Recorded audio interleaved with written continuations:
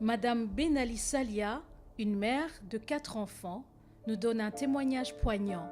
Elle a perdu son fils Sabri, un jeune âgé de 19 ans, parti et décédé en Syrie. En 2013, au mois d'août, Sabri a rejoint la Syrie sans informer ses parents. 4 mois plus tard, on leur a annoncé le décès de leur fils en martyr. Tout a basculé ce jour-là. C'était un matin du 8 décembre 2013. Toute la famille est bouleversée.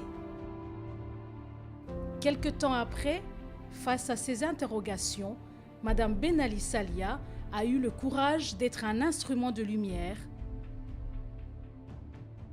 Elle a créé une ASBL, Save Belgium. Elle mène un combat sans relâche pour empêcher d'autres familles de vivre ce même calvaire et pour sensibiliser les jeunes à ne pas tomber sous l'emprise du djihad. Dans le cadre de la journée de sensibilisation à la radicalité violente organisée par le Centre d'action laïque de Charleroi, nous sommes allés à la rencontre de Madame Ben Ali à la SPL Save Belgium.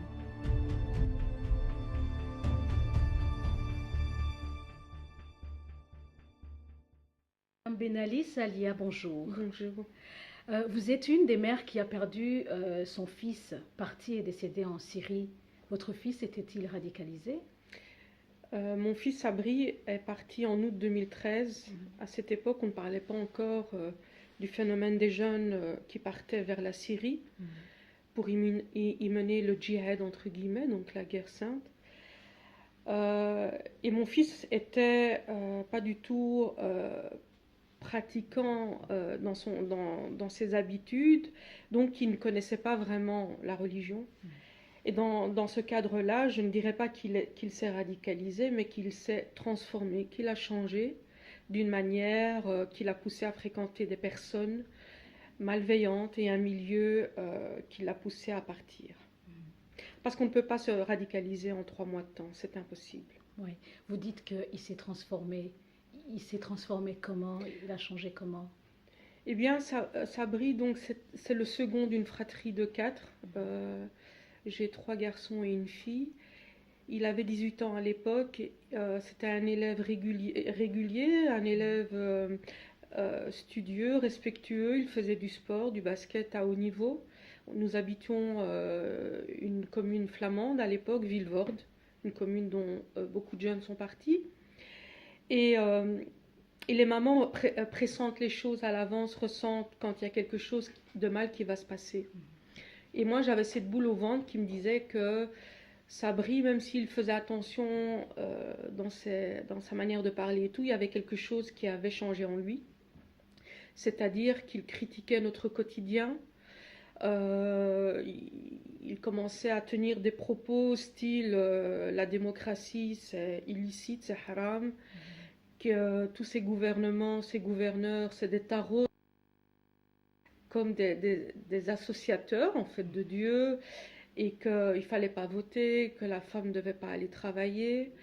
Et donc on était dans des échanges, des débats comme ça, mais là où j'ai commencé vraiment à m'inquiéter, c'est quand il ne supportait pas qu'on regarde la télé ou qu'on écoute la musique.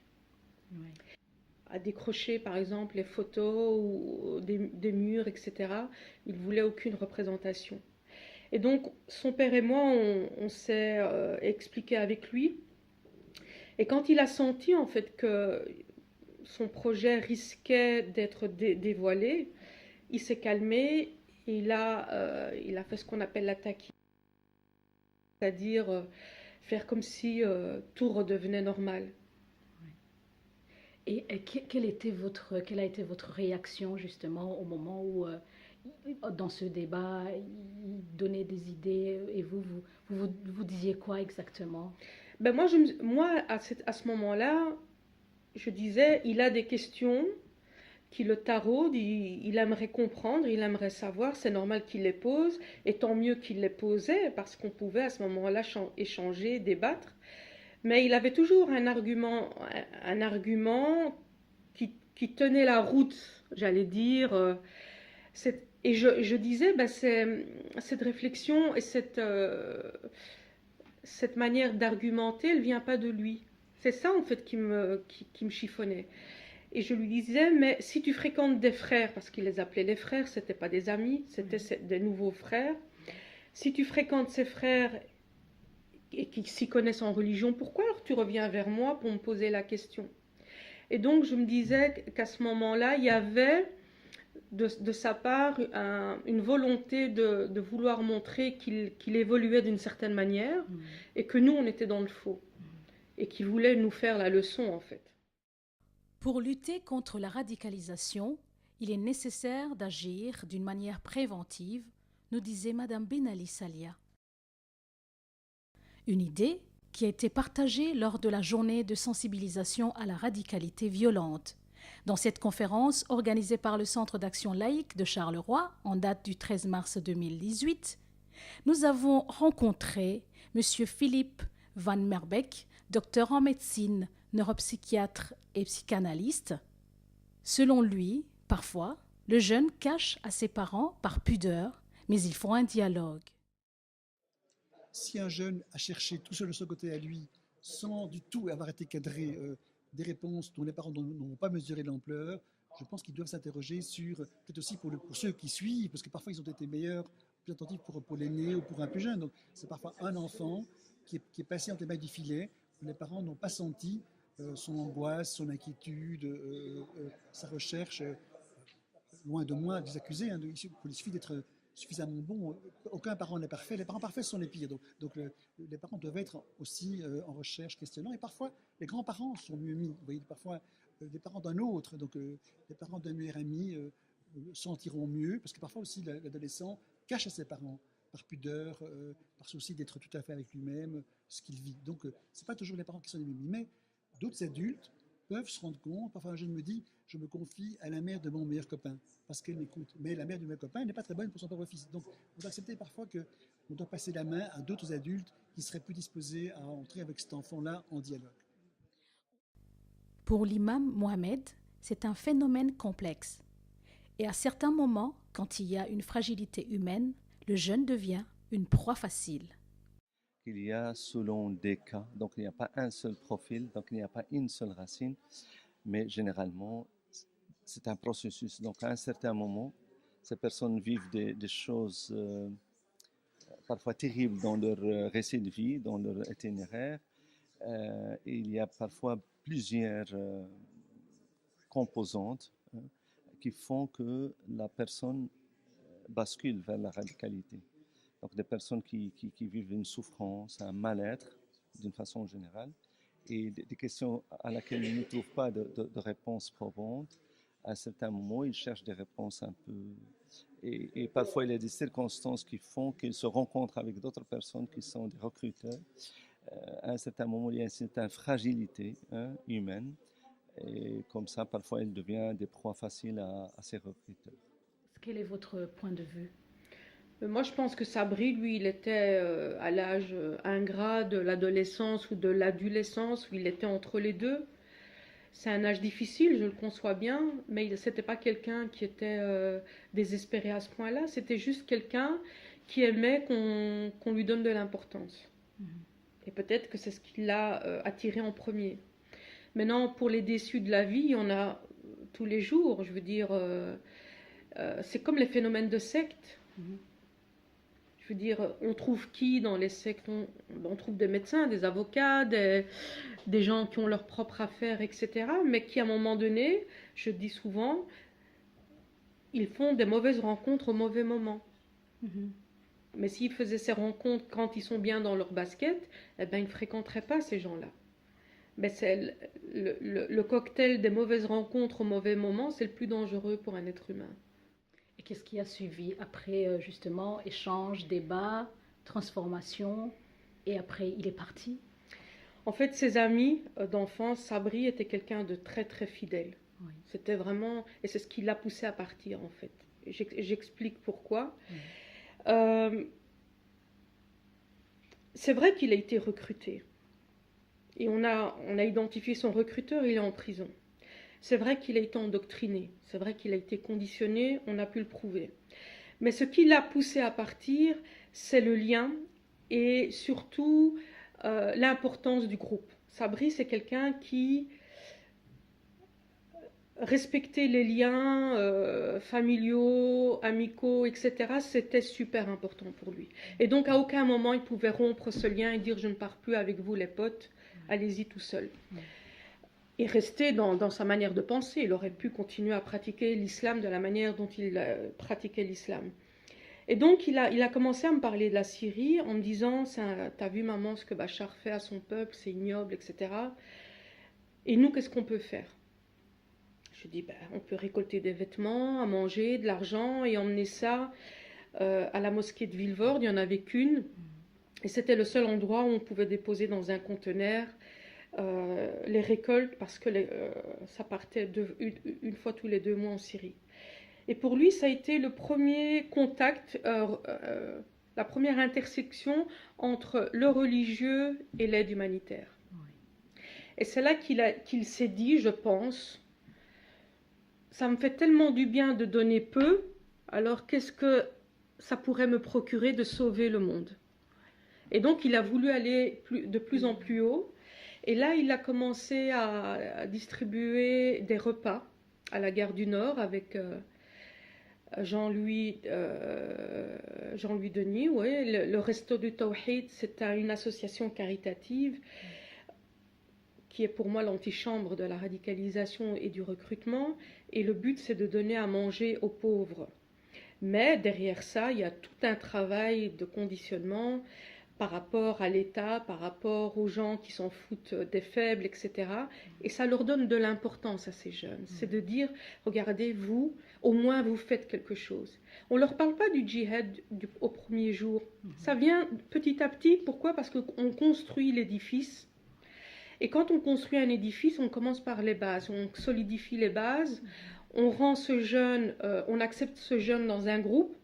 On lui donne des responsabilités, on lui donne de l'importance, il devient dépendant du groupe et il se dit à tout moment comment je vais lâcher mes frères alors qu'ils m'ont procuré, ils m'ont donné et surtout ils m'ont valorisé.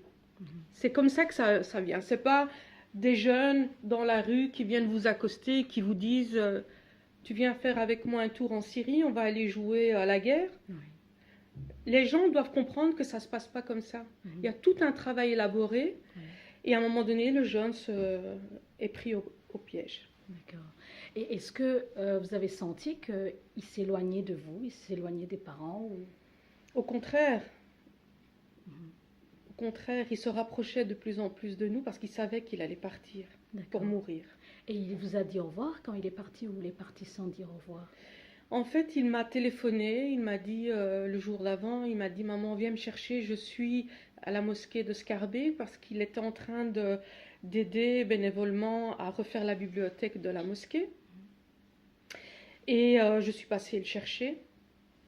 Et là, il m'a surprise dans la voiture, il m'a montré sa petite barbichette qu'il avait rasée. Il m'a dit « T'as vu maman, j'ai rasé », il avait du mal à avoir de la barbe.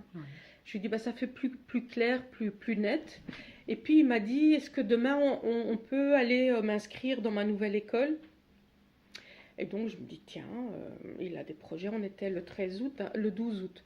Et donc les inscriptions commençaient le lendemain. Et là, il m'a demandé d'aller voir ses grands-parents, alors qu'on les avait vus 3 jours avant, donc pour la fête de l'Aïd. Et je lui dis, on a été chez tes grands-parents il y a 3 jours. Maman, s'il te plaît, c'est important, je dois aller les voir. Donc on est allé. Et là, il est resté pendant une demi-heure assis, juste à regarder le visage de ses grands-parents sans parler. En fait, il mémorisait l'image de ses grands-parents. Et moi, ce qu'il m'a demandé, il m'a dit « Maman, est-ce que tu m'autorises à aller à un mariage d'un frère musulman ?» Et moi, je lui réponds « Mais c'est quoi cette question? Sabri, t'es grand, tu fais ce que tu veux. Tu vas à un mariage d'un frère ou de pas un frère, tu fais ce que tu veux. » Et là, il a insisté, il m'a dit « Maman, est-ce que tu me donnes l'autorisation ?» C'était sa manière à lui de demander l'autorisation pour aller faire le djihad. Et là, moi, je lui dis « Mais bien sûr, je te donne l'autorisation. » Sabri, c'était quelqu'un qui me faisait beaucoup de câlins, il m'embrassait souvent. Et ce jour-là, il m'a fait un clin d'œil, il n'a pas su. m'a embrassé, il a embrassé ses grands-parents. Il m'a fait un clin d'œil, il m'a dit allez maman, à plus. Et je ne l'ai plus jamais revu. Et quand il est arrivé en Syrie, il a pris contact avec vous, vous avez pris contact avec lui, vous avez pu parler? Il y a eu un trou de 4 jours entre le moment où il a disparu et le premier message venant de sa part. Pendant ces 4 jours, moi je savais qu'il était en Syrie. Moi le lendemain matin, cette question qu'il m'avait posée sur le mariage d'un frère musulman m'a travaillé toute la nuit. Et donc le matin, je vais dans sa chambre, je vois que la chambre est vide, le lit est vide, qu'il n'était pas rentré et ça lui ressemblait pas. Je réveille mon mari, je lui dis lève-toi, Sabri est parti en Syrie. Tous ces questionnements, ces pressentiments, etc., ben, comme je vous l'avais expliqué, c'était une boule au ventre que je n'arrivais pas à dénouer, mais à ce moment-là, tout était clair pour moi. Le sens était donné, j'avais compris en fait. Oui. La pièce manquante, c'était qu'il parte. Oui. Et là, quand j'ai réveillé mon mari, il m'a dit avec quoi tu viens? Mais non, il est parti à un mariage, etc. Donc mon mari qui s'énerve un peu sur moi. Et on commence à téléphoner, bien sûr. Mon fils n'avait plus de téléphone depuis plusieurs semaines, ou bien il en avait un, mais il nous cachait le numéro. Et là, on découvre en fait que, ben non, madame, il ne venait pas chez moi. Mais non, madame, il ne venait pas prier dans cette mosquée. On découvre en fait qu'il avait une seconde vie en parallèle. Oui. Et là, c'est la douche froide, parce qu'on se dit qu'on est passé à côté qu'il a dissimulé beaucoup de choses. Ça veut dire qu'il avait un projet et qu'il avait l'intention de le mener. Alors on est allé voir la police qui a refusé de prendre notre déposition parce qu'il fallait attendre 48 heures, alors que je leur avais bien dit que pour moi, mon fils était parti en Syrie. Oui. Et mon fils est resté 4 jours en Turquie. Parce qu'ils attendaient les passeurs pour passer de l'autre côté. Donc ça a été 4 jours de douleur, de physique, plus que psychique, parce qu'on peut prendre un calmant, se calmer la tête, mais le corps réagit. Toute la famille était réunie comme si on vivait un kidnapping en fait. Oui. Et 4 jours après, mon troisième fils Mehdi me dit maman, il y a quelqu'un qui veut te parler sur Facebook, parce que je n'avais pas de compte Facebook. Il me dit il s'appelle Abou Tourab. Je dis mais moi je ne connais pas de Abou Tourab. Qui est Abou Tourab? Eh bien je l'ai découvert à ce moment-là quand j'ai demandé à mon fils Mehdi mais c'est qui ce Abou Tourab? Je ne connais pas moi d'Abou Tourab. Il me dit maman c'est Sabri. Alors je prends le clavier et la première question, vous imaginez bien, c'est t'es où? Et lui, sa première réponse a été maman, s'il te plaît, pardonne-moi, ne m'en veux pas. Je suis venue au Chem. Et je lui dis mais t'es où? C'est quoi le Chem? Il me dit c'est la Syrie, je suis venue aider le peuple syrien, sinon qui va le faire? Mais la première réaction, ça a été de demander pardon à sa maman. Et moi, j'ai perdu connaissance à ce moment-là. Et j'ai perdu connaissance pendant 3 jours. Pendant 3 jours, je ne voulais pas me réveiller. Ça a été... c'est comme si mon corps refusait d'accepter cette réalité. Oui. Et après les 3 jours... Après les 3 jours, on se réveille, on voit qu'on est au même point, au même stade. Ma mère est venue s'installer avec moi, elle habitait pas très loin de chez moi, mais moi j'ai régressé, je suis devenue comme un enfant, j'avais besoin de ma maman tout le temps. Mais vraiment, ma mère, elle pouvait pas changer de pièce sans que je lui dise où tu vas, parce que j'avais peur. J'étais devenue comme un enfant. Et après ces 3 jours, on a attendu des nouvelles, on a cherché dans la rue si quelqu'un savait par quel chemin il était parti, avec qui, etc. On a demandé de l'aide à la police, qui était bien content des informations qu'on donnait, mais ça n'a servi à rien, malheureusement. Et voilà, on essaye de survivre, on essaye surtout de comprendre qu'est-ce qu'on n'a pas vu et pourquoi on ne l'a pas vu. Oui. Est-ce qu'il y a eu encore un autre contact? Non, il a téléphoné 10 jours après. Et là, j'ai été très fâchée sur lui. Parce qu'il téléphonait, ah maman, ça va, tu vas bien, hein, ma petite maman, maman Nayo, il m'appelait.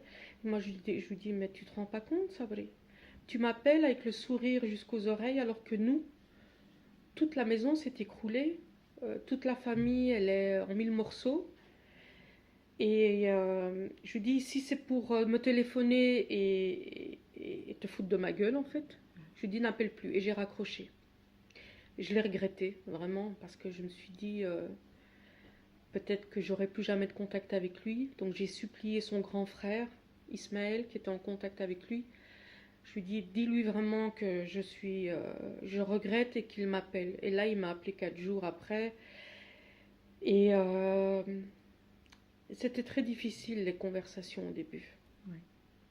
Et il revenait toujours, il contactait toujours son frère par Facebook, par téléphone, c'était toujours...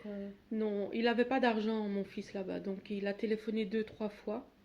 C'était surtout des mails ou des messages Facebook quand il pouvait aller au cyber. Il est resté une période de 3 semaines où on n'avait plus d'informations. Mais là, il m'avait dit, écoute maman, je vais partir 3 semaines. Si j'y reviens, on se reverra en Turquie. Si je reviens pas, on se verra au paradis. Et ça pour moi, ça coïncide avec la période d'entraînement. Oui. Et pendant 3 semaines, j'ai arrêté de vivre de nouveau. Donc il y a une angoisse qui vous paralyse. Vous ne pouvez plus être une maman normale, vous ne pouvez plus être une épouse, vous ne pouvez plus être performant au travail. C'est très difficile. Et toutes ces choses-là, tous ces dommages collatéraux, personne ne les écoute, personne ne veut les écouter parce qu'on a déjà jugé nos enfants. Donc on ne peut même pas se prétendre être une victime. Donc quand j'ai été voir le bourgmestre de Vilvoorde, je lui ai dit, écoutez, c'est pas possible qu'autant de jeunes partent. Oui. Il y a eu 28 jeunes qui sont partis du quartier. Au même moment? Ça s'est fait par vague, fin 2012, 2013, 2014. Mais la vague, mon fils est parti avec la seconde vague. Donc vraiment au début, après les bombardements au gaz de Bachar el-Assad, quand la France et les États-Unis ont décidé de ne rien faire, là il y a eu énormément de départs. Et il m'a dit, allez voir le service d'aide aux victimes, vous êtes prioritaire. J'y suis allée, donc j'ai été questionnée pendant 1 heure en néerlandais sur le pourquoi du comment. Moi, tout ce que je voulais, c'était qu'on m'aide à annoncer à ma petite fille de 7 ans et demi que son frère avait choisi d'aller mourir et de laisser sa famille derrière lui. Je n'arrivais pas à lui dire. Je lui disais que son frère était parti en Tunisie pour étudier, parce que je suis d'origine tunisienne. Et finalement, le service d'aide aux victimes prétend que je ne suis pas une victime et que je dois aller voir ailleurs. Et donc, ils m'ont refusé. Nous avons également rencontré le ministre de l'Aide à la jeunesse, des maisons de justice, des sports et de la promotion de Bruxelles à la Fédération Wallonie-Bruxelles, M. Rachid Madran. Selon lui, il n'y a pas de recette miracle. Il faut travailler avec les familles, prendre en charge de manière individuelle et systématique les personnes confrontées à cette question. Alors il faut être honnête, il n'y a pas de recette miracle. C'est un problème qui est récent, qui est complexe.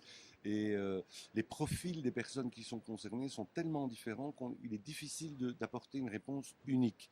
Donc ce qu'il faut faire, et c'est ce qui semble marcher dans d'autres pays, c'est travailler avec les familles et prendre en charge de manière individuelle et systématique les personnes qui sont confrontées à ces questions.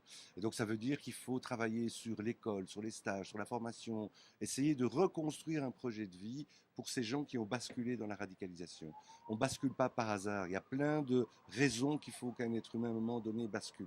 Et ce qu'il faut bien comprendre dans la radicalisation, c'est qu'un être humain, ce n'est pas un ordinateur qui a bugué et il suffit d'appuyer sur delete pour retrouver quelqu'un qui est un homme nouveau. Ça n'existe pas. C'est quelque chose qui prend du temps, qui est lent, qui nécessite beaucoup de ressources. Il faut parfois des psychologues, parfois des psychiatres, parfois il faut retrouver un emploi, parfois il faut un accompagnement social, parfois il faut un accompagnement psychosocial. Il faut mobiliser des ressources autour de la personne pour essayer de la désengager de la radicalisation violente. Ça veut dire que c'est tellement complexe qu'il faut avoir des approches complémentaires et travailler en réseau. Moi, dans la prison, je travaille en collaboration intelligente avec mes collègues, aussi bien des autres cultes que de la laïcité ou donc les psychologues, les sociologues, etc. Et cette approche holistique qui va peut-être faciliter la tâche. Et après, vous avez demandé l'aide de qui? J'ai été voir un pédopsychiatre. Oui.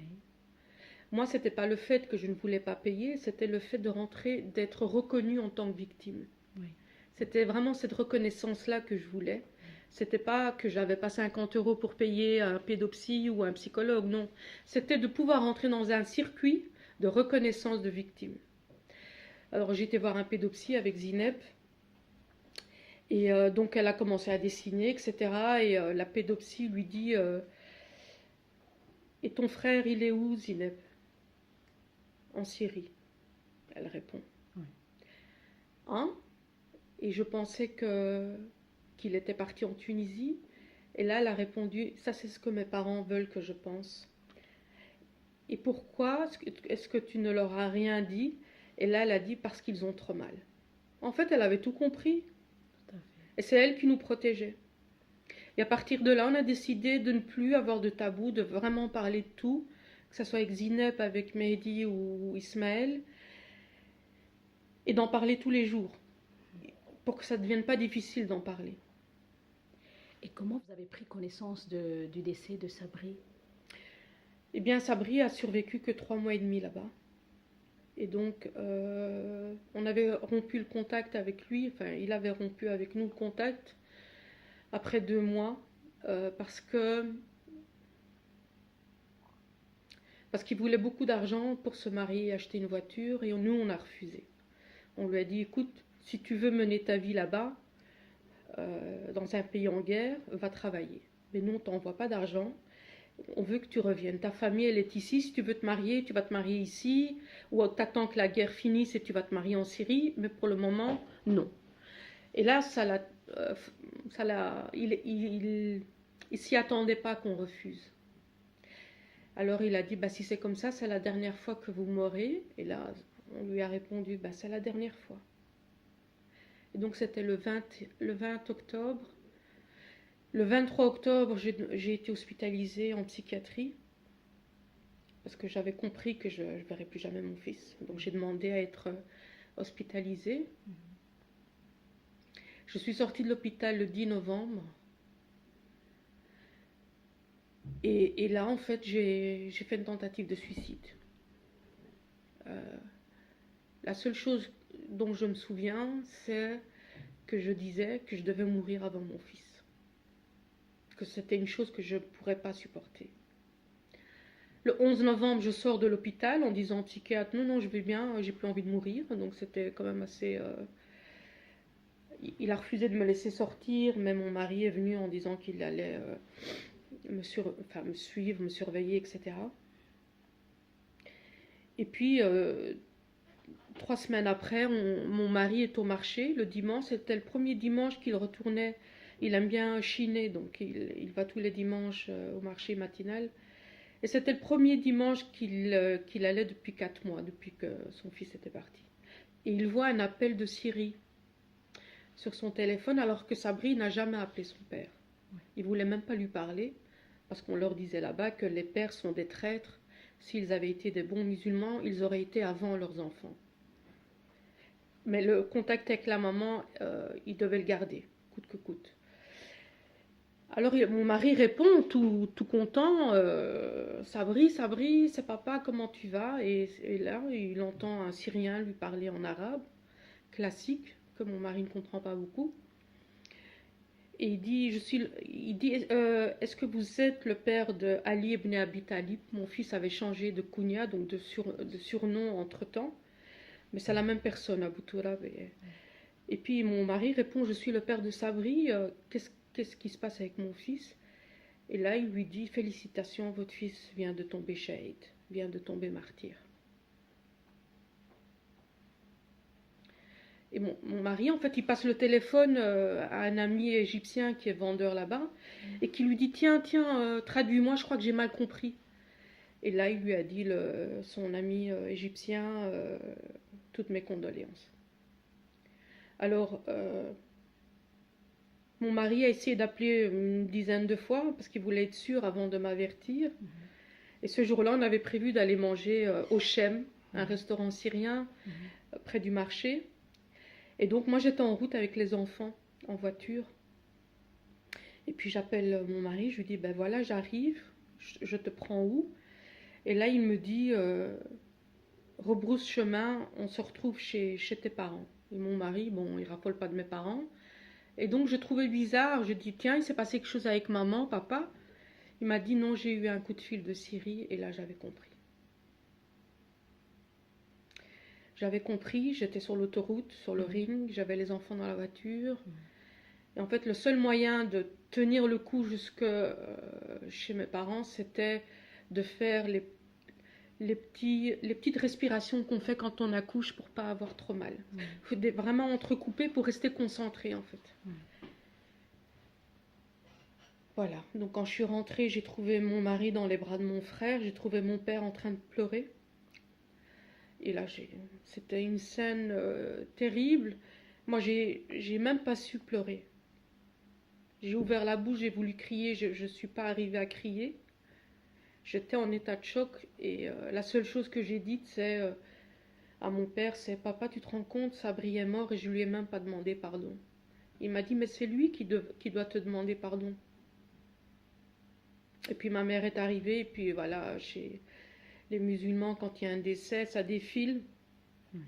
Et les jeunes du quartier sont venus. Le réseau que fréquentait Sabri, ils sont venus à la queue leu-leu. Ils m'ont tous embrassé sur le front. Aujourd'hui, vous êtes une maman qui mène un combat pour sauver d'autres enfants, pour que voilà, il n'y ait pas d'autres enfants qui meurent dans ces conditions-là. D'où est venue cette idée, d'où est venu ce courage de vous lever et de vous dire, voilà, on va mener un combat pour sauver ces enfants? 15 jours après le départ de Sabri, j'étais déjà dans le questionnement. Donc j'allais voir le bourgmestre, j'allais voir les chefines des affaires sociales de Vilvoorde. Et elle m'a tuyautée sur une réalisatrice de documentaire qui s'appelle Jasna Krajinovic, qui a fait on a fait un documentaire ensemble qui s'appelle La chambre vide, où je suis la seule protagoniste en fait. Et j'explique un petit peu mon combat et j'ai été jusqu'à la frontière syrienne. Parce que pour moi c'était important de donner les affaires de Sabri là-bas, là où il est mort. Je ne pouvais pas... Et ce film raconte un petit peu comment est-ce qu'on a... La difficulté qu'on a eue, parce qu'on a déménagé, la difficulté qu'on a eue de vider sa chambre. On a mis 1 an pour vider sa chambre. On a pu le faire parce que bon, c'était notre maison, qu'on avait tout le temps nécessaire, mais au plus on enlevait 2 choses de sa chambre, au plus on sentait qu'on avait perdu notre fils, donc c'était très difficile. Et Jasna m'a parlé d'un recruteur. Elle m'a dit, tu sais, Salia, moi j'ai filmé Jean-Louis Denis, elle m'a montré des vidéos où là on le voit bien en train d'endoctriner les enfants, les jeunes. Et là je me suis dit, eh ben, alors il faut enquêter sur ce réseau-là. Et là ça m'a un petit peu rassurée parce que je me suis dit, on est passé devant quelque chose, mais c'est pas que de notre faute en tant que parents. Il y a des gens, il y a une force attractive qui attire ces jeunes. Et je voulais comprendre qu'est-ce qu'ils proposaient à ces jeunes pour les attirer comme ça. Et j'ai commencé à enquêter avec mon mari auprès des jeunes, auprès des mosquées, etc. Et quelles étaient les raisons? Les raisons qu'ils invoquaient, elles étaient diverses. Donc chacun part avec sa propre motivation. Dans le cas de Sabri, c'était son altruisme, la volonté d'aider au finish. Et quand je lui disais parfois, tu sais Sabri, il me dit, maman, tu te rends pas compte les mères qui souffrent ici? Je lui dis, mais moi je souffre. Il me dit, toi tu es en sécurité.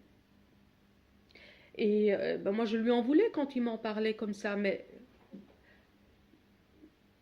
quand on est jeune, on a envie de faire ce genre de choses. Je veux dire, on est tellement idéaliste qu'on se dit que ce qu'on est en train de faire, c'est pas mal.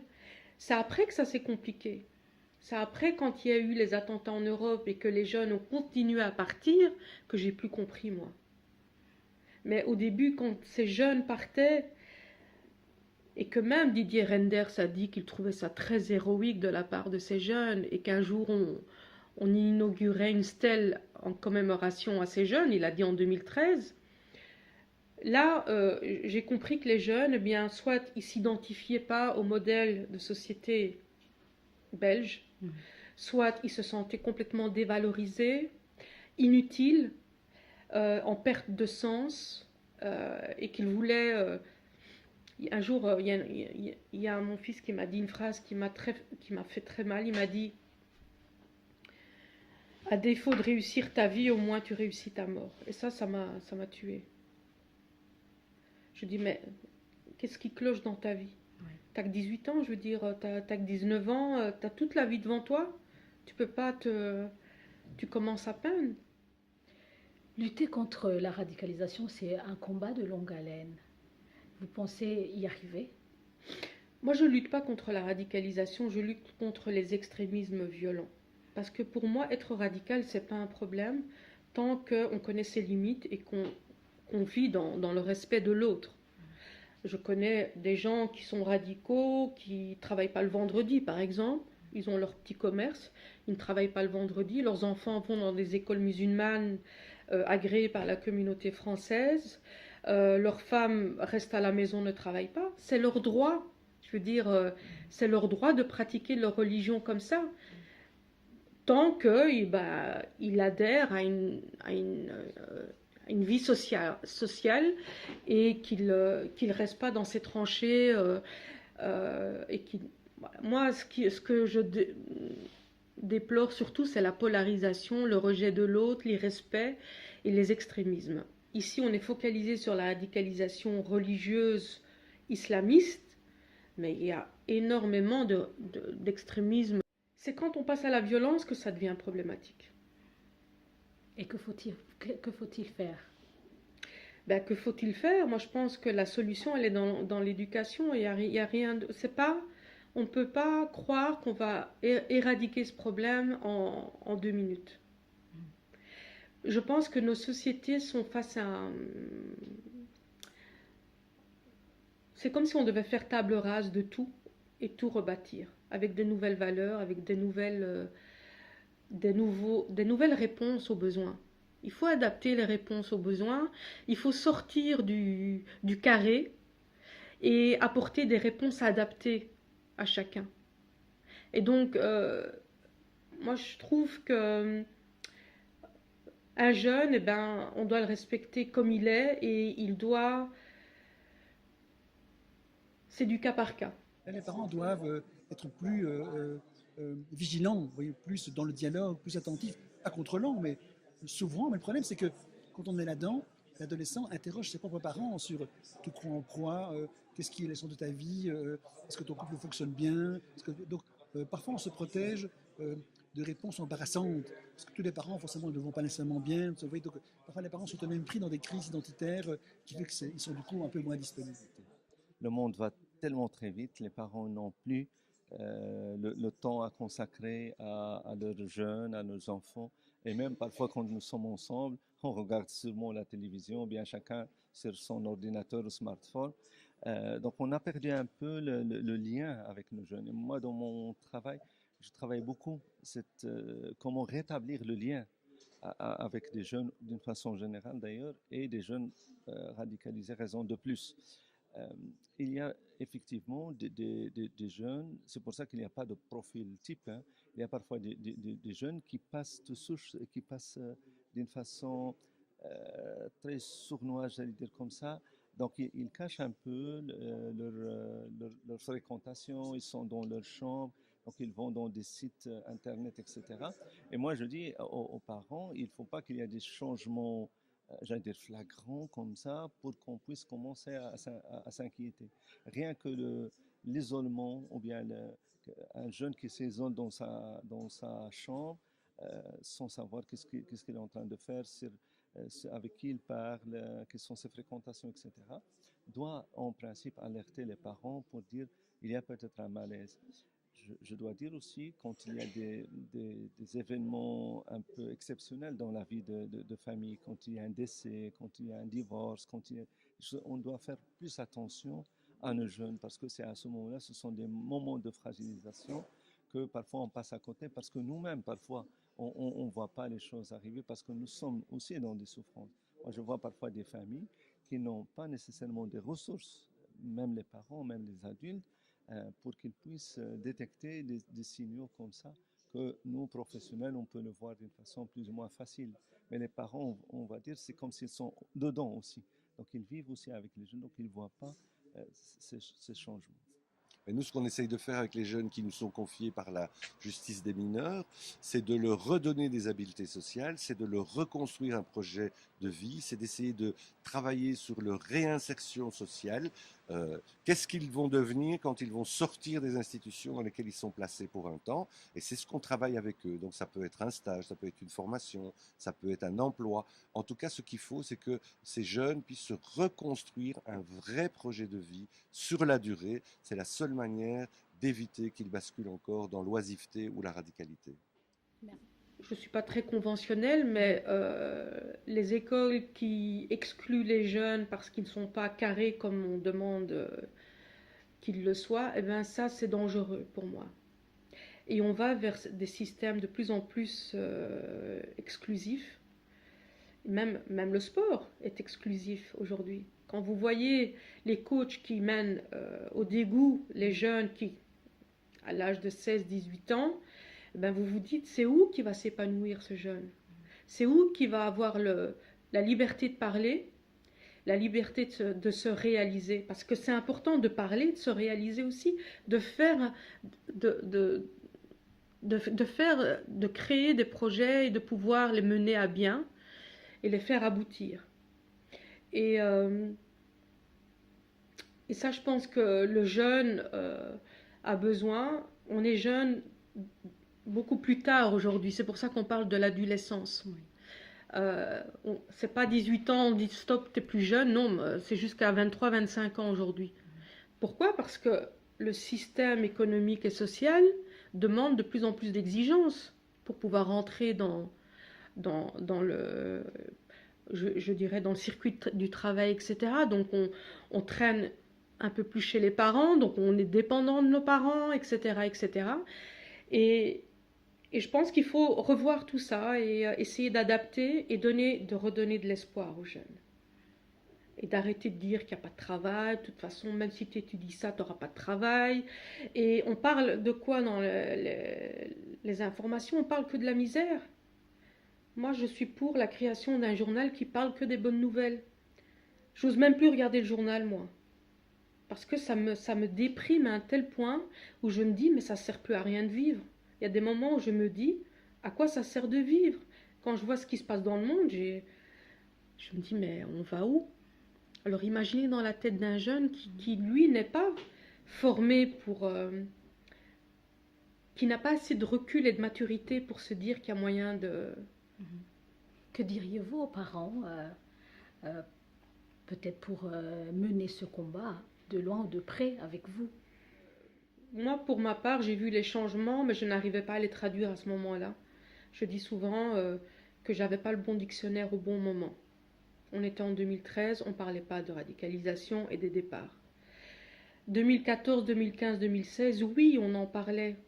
Mais les parents...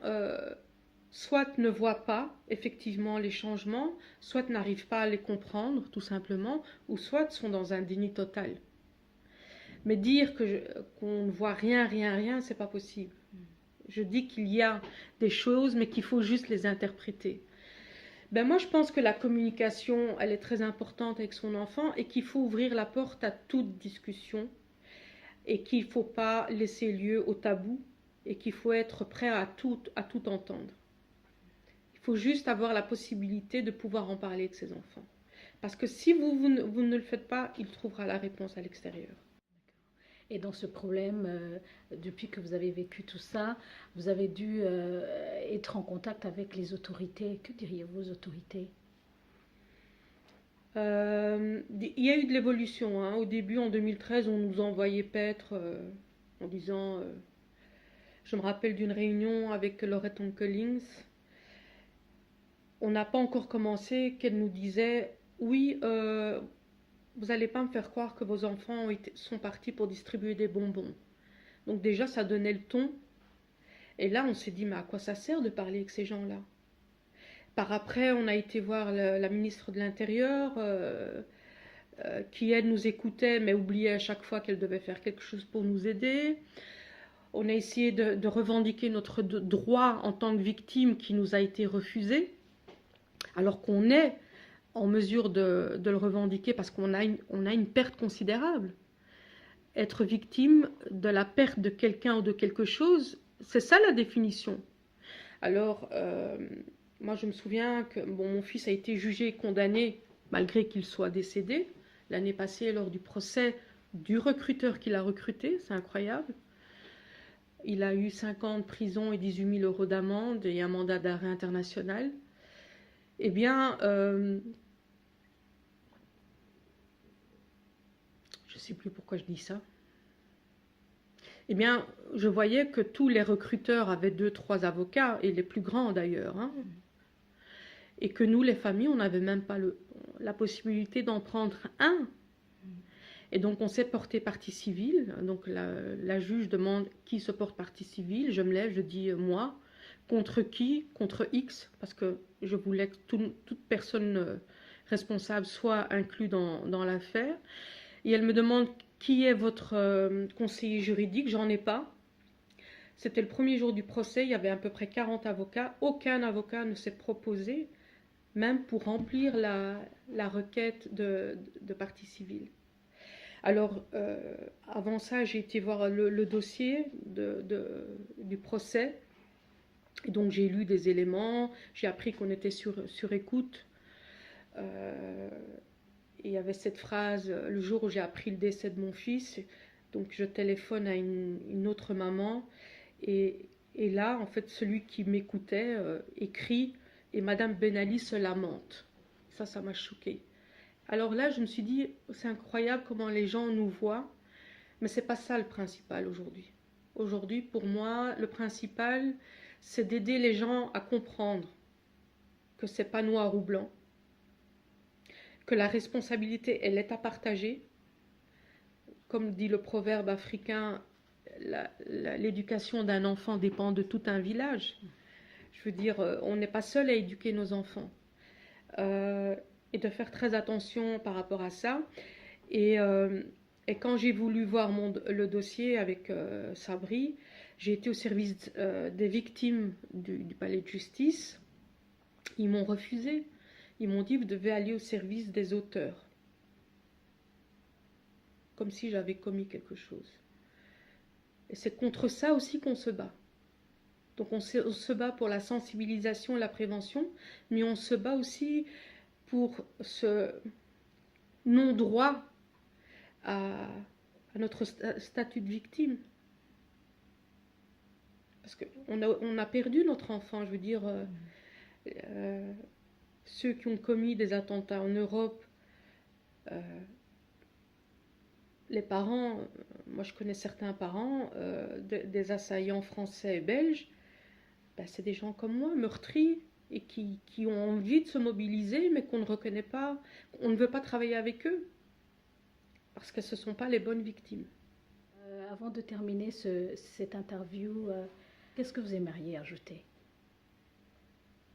Bien, j'ai énormément voyagé pour ce combat. J'ai été... les 2 beaux voyages que j'ai faits, c'est au Bangladesh et en Afghanistan. J'étais en Afghanistan en 2015, au Bangladesh l'année passée. J'ai fait toute l'Europe, j'ai été au Canada 2 fois. Les gens ne sont pas, ne restent pas insensibles en fait. Il faut juste leur donner la possibilité de comprendre autrement. Et là où le terrorisme gagne, c'est qu'il prive les gens, il prend leurs émotions complètement. Et quand vous essayez de raisonner quelqu'un qui est dans l'émotif, c'est très difficile. Mais moi, je pense qu'il faut donner du temps à ces gens-là pour qu'ils comprennent. et que l'éducation, moi j'anime des ateliers de maman où on apprend à décoder les comportements de ses enfants, etc. C'est important que les mamans puissent comprendre leurs enfants autrement qu'à travers leur éducation à elles.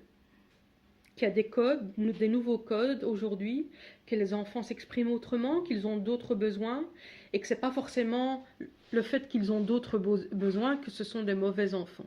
Voilà, il y a tout un travail de compréhension à faire, et je peux vous dire que c'est un travail, enfin, que c'est une problématique universelle, identique, peu importe le pays. Merci Madame Benali, merci de nous avoir consacré tout ce temps, et je ne peux que vous souhaiter du courage. Merci beaucoup. Ce combat de lutte contre la radicalisation reste un travail de longue haleine avec beaucoup de courage, de volonté, de détermination pour espérer la fin de cette guerre.